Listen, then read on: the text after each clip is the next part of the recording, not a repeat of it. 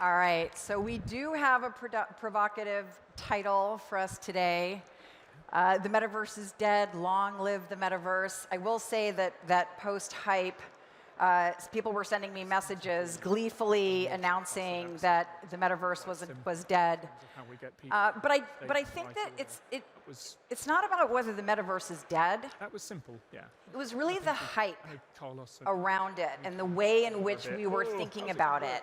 And Facebook changing its name to Meta, and the billions of dollars of investment, and then this land rush of digital land and NFTs, and it was largely a money grab, and we didn't really think about what the experience might be.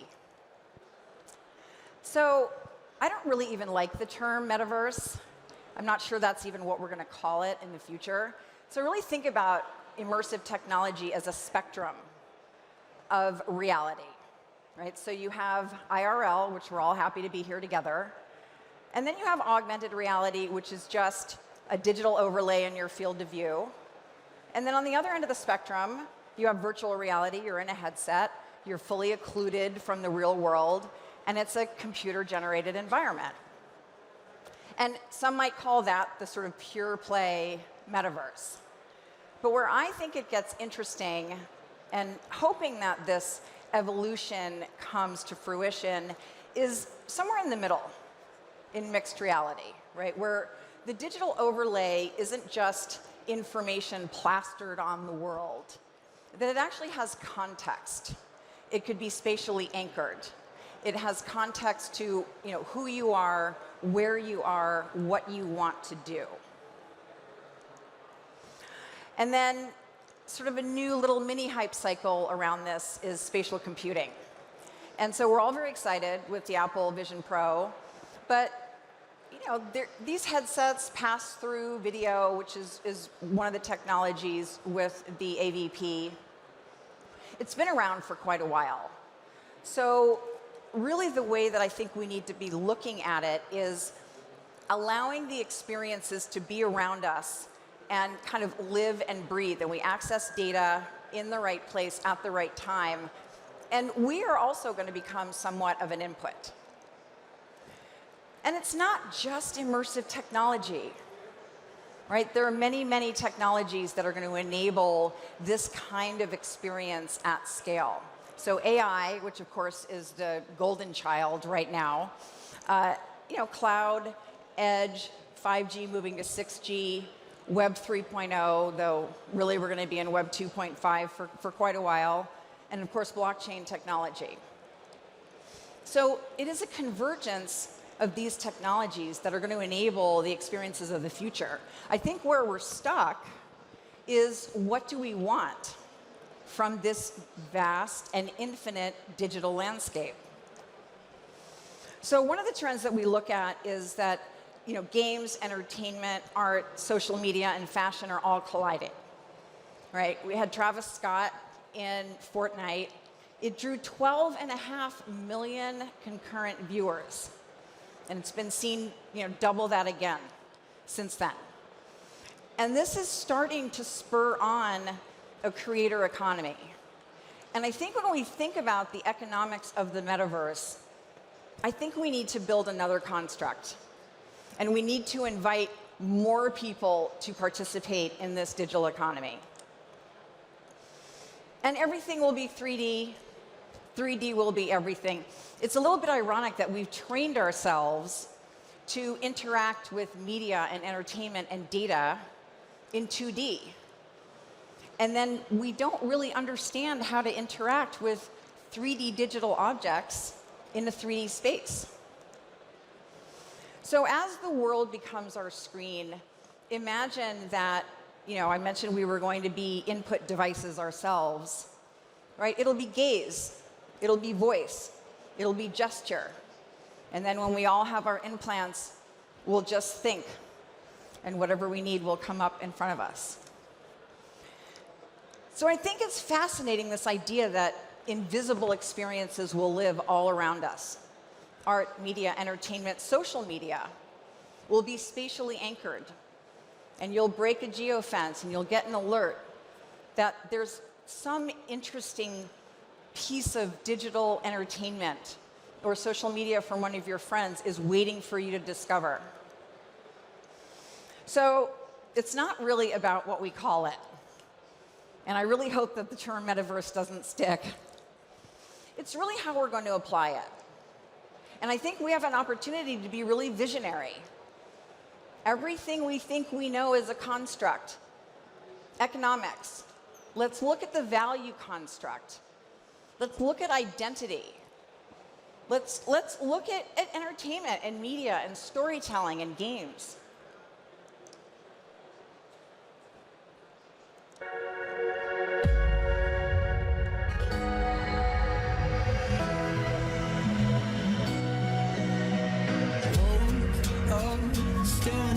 Staring at this empty room. Looked at 1,000 different pictures that your mother took of you.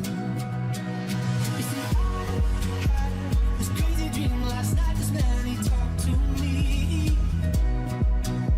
He told me everything that's good and bad about my history. And he said that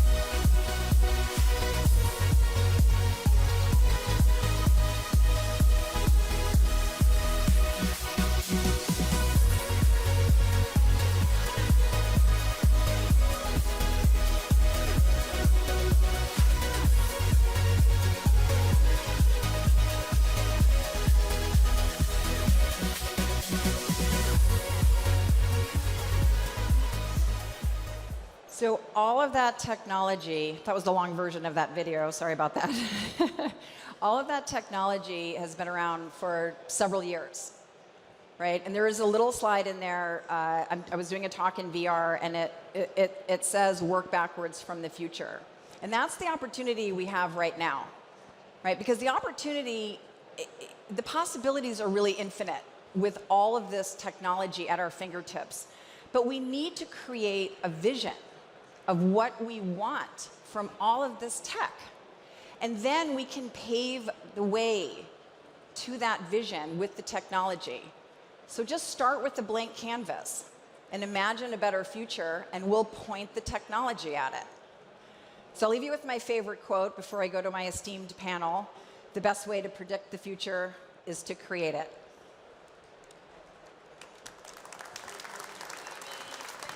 Thank you. Hey, everyone. Thank you so much. Standing room only. Thanks, everybody, for attending. Thank you so much, Amy, for kicking things off and igniting our brain. We have our other fantastic speakers, Kai and Saeed. Thank you so much. We are here to talk about the metaverse, or the M word. Is it alive? Is it dead? Do we need to resuscitate it? What the hell is going on? Where are we today? And I love the little overview that you gave, but even, and that blank canvas and that blank slate. At what point in your career, even like 5 or 10 years ago, did you start to see multiple worlds coming together and the opportunities? I think it's funny because we always joke that, in VR, everyone remembers their first time. And I remember I was at a company called Leap Motion, and I was leading their enterprise, but they were squarely aimed at consumer. And I went in and I played a game called Shark Punch, which is exactly as it sounds.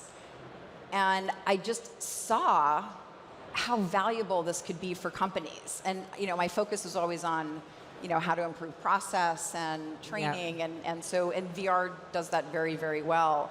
And then since the evolution, I really do believe that the opportunities are infinite. Yeah. Right? But I think that we've been scrambling at and kind of running at this idea and not really thinking about what we really want from the tech. Right, and that's the M word.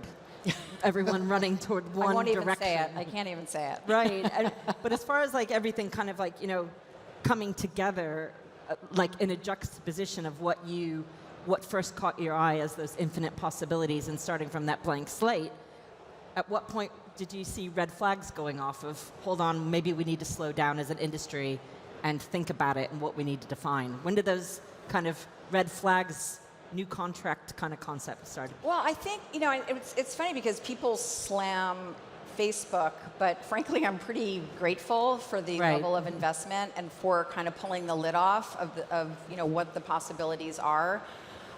I think the biggest problem is that, consumers don't care about the metaverse. They cared about NFTs and kind of this idea of buying digital land. But we created this false scarcity in an infinite digital landscape. And that's when I was saying, do you really want to buy a plot of digital land next to Snoop? You really think Snoop's going to be hanging out there? I do. Who else thinks Snoop Dogg is hanging out? He's in his own Snoop-verse. No doubt about it. I promise you. No doubt about it. With the worlds that you were kind of, you were giving a really nice lay of the verse land, so to speak, what we see consistently are three-dimensional assets, things that are 3D, 4D, high-res, volumetric capture. So Kai, do you mind just explaining a little bit about what you do as a company and the importance of how you've seen, the digital twin, the type of, how we're represented as a human in some of these spaces and how it impacts the direction of where we're going, because we're going to rely on these assets to be pretty cool. Like from our point of view, since the fact that we are doing realistic avatars and we focus on this side, we have been seeing like how companies and people start to have interest to have a, let's say, more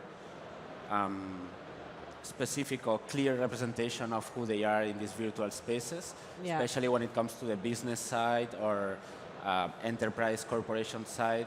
Maybe some years ago, we saw more activations where they were looking for any type of asset, or they could play with something more cartoonish even. But now they are trying to find something that is more realistic and more representative from what they are actually selling or what they are actually doing. But I think it depends on the again, what you really, what's the vision that you want to tell, or what's the story that you want to tell, and based on that you can choose what's the best path to do it, I would say. Yeah, so in this talk today, we do want to kind of cover a bit of business strategy, but a realistic thinking, but also from that production point of view. At what point did you start to realize these assets need to be good? And well, I think for a consumer point of view as well. Yeah, I think the technology is evolving too. So with this improvement of the technology, the quality of the assets can be better too, because the hardware is capable to process more information at the same time. So I think we especially saw a shift going from more marketing or communication campaigns to something more productive on the last 2 years, I would say. But that's specifically on our environment. I think there are companies who have been working on this space longer than us. Yeah, so the trajectory of the digital twin and the synthetic self gained massive popularity, because if you want to be represented in these worlds, you want to have arms and legs for spontaneous dancing, probably. Absolutely. Most likely, Said. What about you, Said? Because you've been in this industry and seen the trajectory of consumer behavior grow. What was the tipping point for you where, like, hang on a second, we are building something special together as an industry? Yeah. So I think when you think about Qualcomm and generally immersive technologies, it goes back maybe 13, 14 years ago. Right. With, some of you might remember Vuforia. So it started as an incubation from Qualcomm. And it was early days where you put in, the AR in a smartphone. That was the days you put a magazine and you tried to read it and something came up. It was like a wow factor back then. And of course, we had in our labs cooking this standalone for VR. And 2015, we decided to build mobile VR. Yep. And when we told that to a lot of people back then, there was only tethered VR. They said, no way, we cannot do mobile. But we proved we can. And proof for it started with Oculus Go, then Quest 1, then Quest 2. And since then, it's been always believing more and more, really, that the industry is... Right. So your spidey sense went off 10, 15 years ago. Yes. Before anyone was saying any type of joined up worlds, and you knew that, perhaps interoperability was still a factor back then, but nowhere near reality, wasn't it? Absolutely. Yeah. So the way we look at technology is, and we learned some of this the hard way, smartphone didn't come to be as is today. Yeah. Internet didn't come to be as is today, right? There was a learning kind of path. It's a journey eventually, and you adjust over time. As soon as it does make sense, and for us, this transition made sense. It's going to happen. It's not a question if, but it was just when. When is it going to happen? Right. And we kept persisting. We kept investing into it, and we're happy to see where we are now. Right. So with that, I'm going to stick with you for a second, because bringing us into present day, we have a short space of time here, and we do want to get some audience questions, so get your brains churning in this verse. I love what you said on our briefing call, that like new devices make new moments.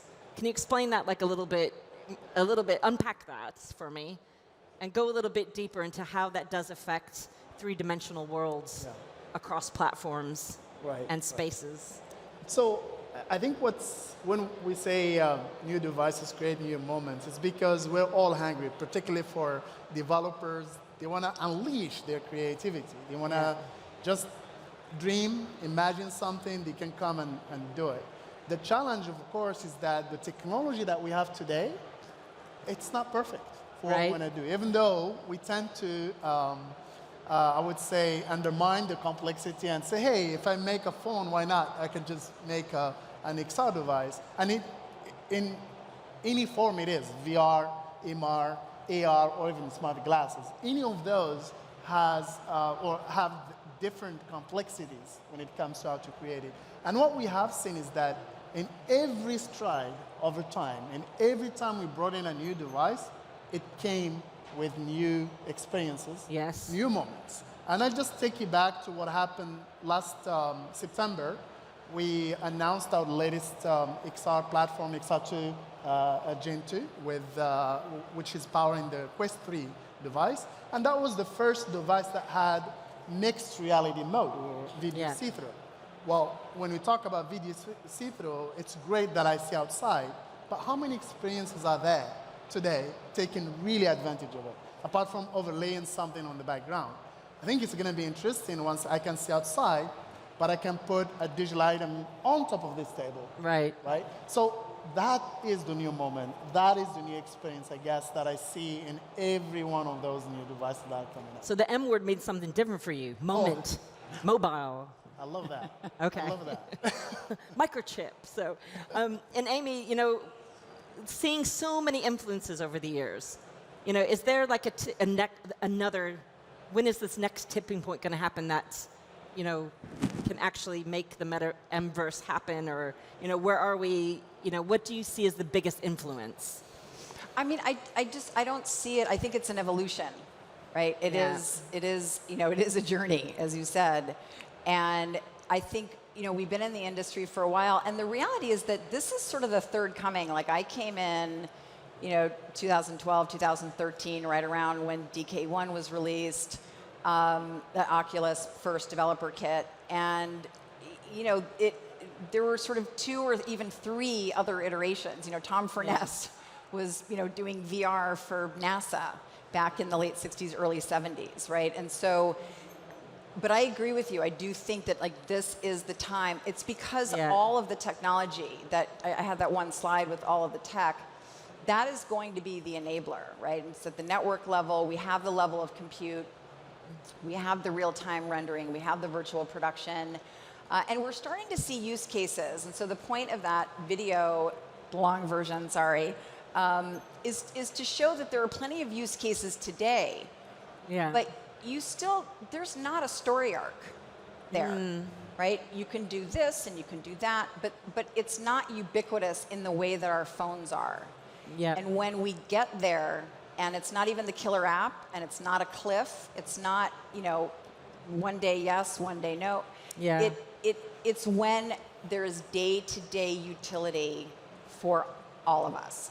And after we're at Mobile World Congress, which has explored 30 years of connectivity, so do you think connectivity is the key to unlocking a resuscitation of a metaverse, if it's Definitely. still breathing? Definitely, but the devices. Yeah. You know, you're starting to see them get smaller and smaller and lighter. Yeah. And, you know, you're seeing both end of the spectrums. You know, you have the, you know, Meta's deal with Luxottica for the Ray-Ban stories. Yeah. So, you know, starting from that, and even Snap has done that, where they start from true wearables. We call these wearables, but they're not really very wearable. Yeah. And then building in as much functionality as they can to the other end of the spectrum, where you have devices that are, you know, powered by the XR2, or even, you know, Magic Leap, where they're just cramming as many features as they possibly can and trying to make it as small as possible. You know, we're going to have to close that gap. Right. Where interoperability will play in, because you'll have to have things Huge cooperating factor. with each other. And how do you see the new Apple devices fitting in with that? If Well, you've had the AVP on your head yet. Well, they've been really smart in choosing productivity Yeah.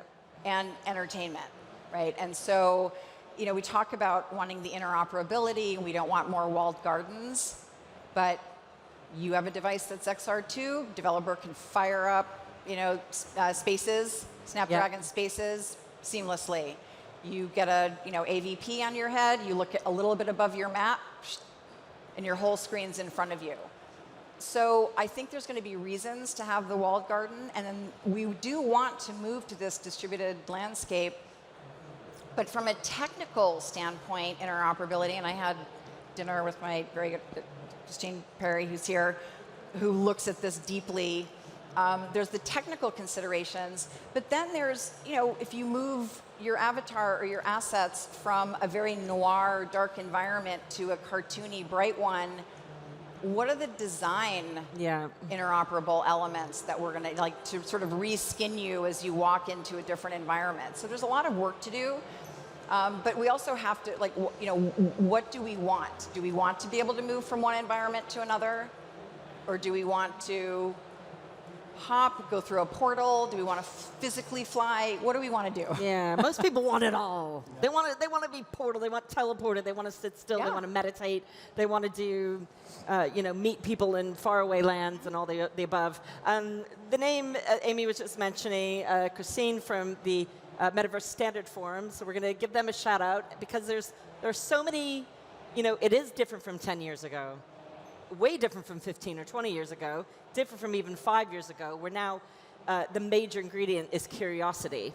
And that curiosity has been heightened enough for us to care about what is happening inside, to create some standards perhaps in safety and privacy, and all of these issues get brought up all over the place. And that has every single thing to do with the title of this panel. Those things cannot kill off the worlds that we're trying to create for each other.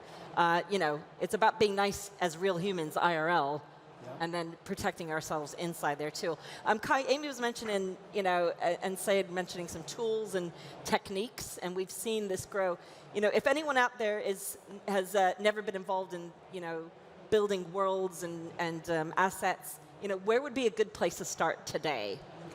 Well, I think, again, it comes from trying to see where you want to go and what you want to get, then to be able to define what's the best strategy to get into it.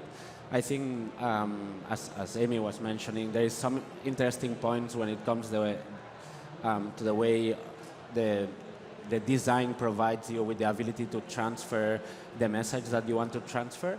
So I think you have to start thinking what you really want to transfer or transmit, and then from that you can start building and going from one place to the other. I think there is some interesting points on where you want to showcase your work or your idea.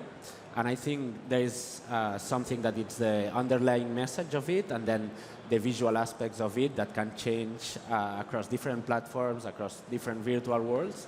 But then the important part is the underlying message. So Yeah. I think still, when we talk about interoperability and these sort of things, I think it's really important. And I agree that I don't know if, when you want to move from one place to another, you might be wanting to change the style, how you project yourself. But at the end of the day, just like we have the email address now to interact with different platforms, you might want to have some sort of unique identity, but then you can project it or present it in a different way based on the platform that you want to join. Yeah, so speaking of identity, I want to just kind of curveball this one in here, which is a major hot topic. You are your own IP, whether you're in the real world or the digital world, and we see really great initiatives as well coming from Hand Identity in LA, working closely with SAG-AFTRA, IDER, the talent identification. Just a quick round table, where do you see the importance of ID fitting into that and the protection of you as a human in these spaces? I think identity is one of the very basic bricks of what any networking is built on top of it. Yeah. So I think it's really important to try to understand that on this shift of technology, we need to be a little bit more owners of our own data. Being able to control our identity and don't have a fragmented identity across different virtual worlds or platforms, and try to build something that I can carry with me or I can port with me, give access to who I consider that I should give access, revoke it when I have to or when I want to revoke it. So I think that's a very important part of all this new shift. Probably where global standards are coming into play, but even layered in with, in the broadcasting and media space that I work in, SIMPTI get involved, and, all of these major, identities out in the real world have been, trying to preserve content, trying to preserve that human life form there too. So what else do we need to do as an industry to move things forward? So maybe the panel should be called the Metaverse is Dormant. Maybe let's resuscitate it. And then we meet once a year to see where we are on our roadmap to fully breathing, living metaverse. Oh gosh, that's a very open-ended question. Well, I think it's in the notes. It's okay. So I think what we need is, number one, believe that this is happening, and number two is patience, right? Patience, because what get people to think is the metaverse dead or alive is because people are wanting to be what you presented. You mentioned it, Amy. Hey, let's come from here. This is where we're going. We know we're going there. We're going to get there. So just how patient we're going to be. Now, there are some fundamental problems. Interoperability is one, right? We have OpenXR is there, or Snapdragon Spaces. That's what they push. That's the aim of it. But not everybody has aligned yet, right? Identity management. Who owns it? Everybody wants to own it, right? Okay. By the way, this problem exists even today on social media or mobile phone, or this is an existing problem. That is okay. That's why we still have jobs, by the way. It's good that we have all these problems, and as soon as we understand them, I feel like we have already 50% of the solution. We just need to go and improve, I would say, in every step. So just keep building, break it, put it back together, Absolutely. keep trying, keep learning. Amazing. So we're going to, as we kind of like close down this session, which we have so much more to be talking about, just want to throw out, are there any questions coming from the audience here? I think those are my, hello, madam in the mustard sweater. I think we do have a mic. Or if you would like to project from the diaphragm, I could repeat it with my mic. Now, we have a question down here in the front, if there's a microphone, or would you like to stand up? Okay, go for it. They have a microphone roaming. That's okay. Well, if you yell it if you can. She's coming. We'll take it. Okay, take one. We might only have time for one. That's okay. Thank you for your patience. Thank you so much. Thanks for a very interesting conversation. My name is Alex Tamara, HP. My question is about AI in the context of what you said at the very beginning, that it somehow stole the light from the metaverse. But my question is it a friend or a foe? Because my understanding is that the current focus on GPUs actually should help metaverse in terms of processes, in terms of improving the technology. So I wonder your view on this. Sure. So the question was around AI, friend or foe. How does that impact the worlds that we create and how we interact with them? Because really, they technically cannot exist without GPUs and some of the technology that probably your company is working on itself. Anyone like to jump in there, Amy? Well, I think you could argue that any technology can be friend or foe. You know, if I wake up and I'm queen of all things tomorrow, we would have our identities and we'll present ourselves in multiple ways in multiple different environments. We're never going to own our data again, I'm sorry to say, but we can manage our data. We have an AI agent, and I believe there's a whole economy just waiting to happen on an exchange of value for data. So that's one example. But again, then who owns the AI interface? So that's where standards come in. But standards can only take you so far. Like, we need regulatory. And to get regulatory and to get governments to pay attention, I think the EU is doing a very good job. I think the US is a little further behind. But at least making an effort. But we have to have an opinion and ask. And identity is going to be absolutely, being able to prove who you are. Yeah. And there's going to be proof of humanity, right? Are we acting with an AI agent or are we acting with a human? And then who is that human? Is that human who they say they are? So AI can be both friend or foe in these environments. So it's really up to us to demand guardrails. But we have to all care a little bit more. I think it's always like, oh, someone else is going to take care of the interoperability and someone else is going to take care of the regulation. Yeah. We have to have an opinion and we have to ask for what we want. So is that the human-centric approach, and those guardrails are developing AI for good that can guardrail against the AI for bad and catch the baddies, so to speak. Do you have any thoughts on? Yeah, I think when we talk about it's a tool, essentially. Yeah, well, there are two aspects for AI. Yeah. First of all, the first one, AI is a core component of making the devices that you see today. When you're talking about hand tracking, head tracking, all of those technologies are leveraging AI. Without AI, how can I have my avatar act like me? How can I get my smile right? So AI is a very critical component. Now, maybe you're referring to GenAI as is today and how we interact with it.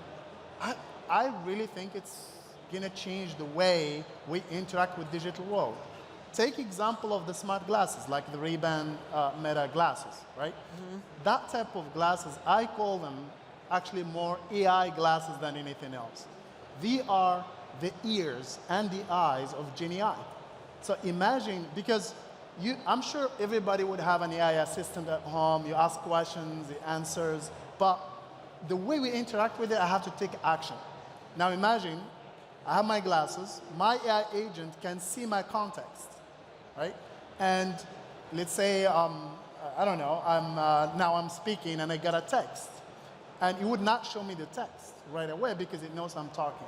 So I do see that AI is a tool, first of all, but it's a strong tool that will make actually our life much easier in interacting with the digital world. I would also chuck in there, you know, finding your expertise and upskilling this generation. It doesn't matter what age you are, upskilling in the development and around large language models, machine learning, exploring what you could be doing with these tools that could go toward building this better place.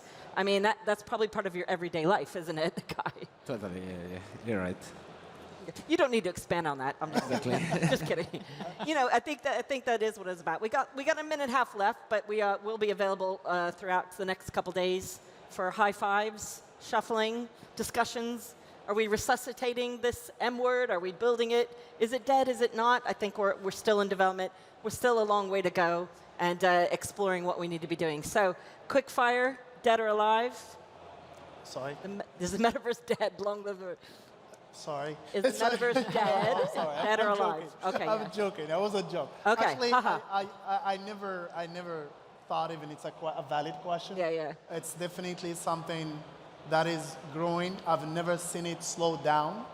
I don't know where is this question coming from and why people even are thinking that way. Because again, for the last years, I just see it going up. Totally agree. That's my view. Yeah. Cool. Kai? Totally agree with Said. That was easy. For me, it's totally 2 alive. points to you. Seeing it growing, yeah. Other than. Yeah, I mean, it's not alive in its former form, Yeah. and it's going to evolve in, I think, a very positive way, but we have to be a little bit more visionary in the application. Exactly. So metaverse's ongoing trajectory of becoming even more alive as we speak, whether we call it 3D worlds, interoperable worlds, 4D worlds, so to speak, 8K, 10K, 15K. Thank you so much for coming, guys. Thank you so much to Amy, Kai, Syed. My name is Mookie. We'll see you a little bit later on. Thank you. Thank you. Thank you. Thank you, Mookie. Boom.